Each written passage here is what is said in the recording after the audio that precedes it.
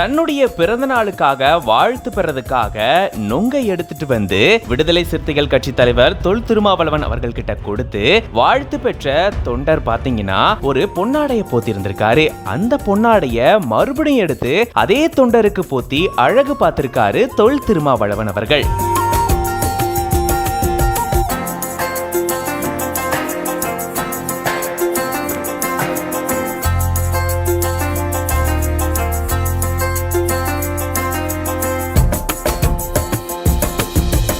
தொல் திருமாவளவன் அவர்கள் தொண்டர்கள் மேல அளவற்ற அன்பும் பாசமும் கொண்டவர் அப்படின்னு நிறைய பேர் சொல்லி கேள்விப்பட்டிருக்கோம். அதை இங்க நம்மளால பார்க்க முடியுது.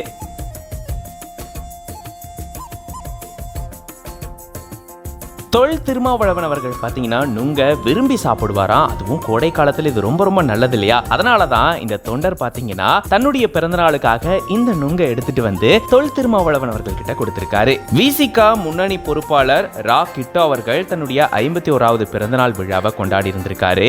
அதுக்காக தான் இந்த மாதிரி நுங்கை எடுத்துட்டு வந்து அதை வந்து கொடுத்து தனக்கு வாழ்த்து சொல்ல சொல்லி கேட்டிருந்திருக்காரு.